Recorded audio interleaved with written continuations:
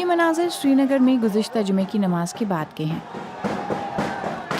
India کے زیر انتظام کشمیر میں آرٹیکل 370 کے ختم کیے جانے کے بعد سے یہ تیسرا جمعہ تھا۔ سری نگر کے کئی علاقوں میں اب تک لاک ڈاؤن جیسی صورتحال ہے۔ جموں اور کشمیر کی خصوصی حیثیت ختم کیے جانے کے بعد سے سری نگر کے علاقے سورا میں ماحول مسلسل کشیدہ ہے۔ سورا میں گزشتہ ہفتے جمعے کی نماز کے بعد احتجاجی مظاہرے ہوئے۔ اس علاقے میں اس سے قبل بھی مظاہرے ہوئے ہیں۔ مقامی افراد ریاست کی خصوصی حیثیت تبدیل ہونے کے خلاف اپنا احتجاج درج کرا رہے ہیں۔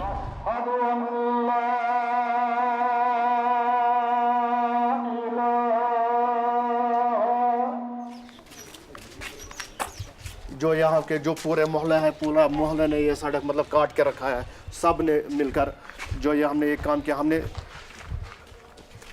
آپ دیکھ سکتے ہیں، ہم نے بس اس وجہ سے یہاں گاڑی اندر نہیں جائے گی۔ آنچر میں جو جتنے بھی راستے ہیں نا، 8-9 راستے ہیں، مین روڈ سے آنچر کی طرف جاتے ہیں 8 راستے، ہم نے 8 کے 8 راستے بلاک ہم نے رکھا ہے۔ لوگ بھی کھڑے ہوتے ہیں، پوری رات 24 گھنٹے ہم پہرا دیتے ہیں یہاں۔ ہم چین کے لیں گے، میں مر بھی گیا تو بی بی سی اس سے قبل بھی سورا میں پرتشدد احتجاج کی فوٹیج دکھا چکی ہے۔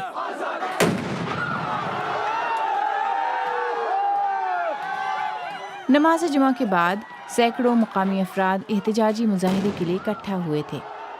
اس احتجاج کے دوران سیکیورٹی فورسز کے پہنچنے پر تشدد بھڑک اٹھا۔ تاہم کشمیر پولیس نے صورتحال پرامن ہونے کا دعویٰ کیا تھا۔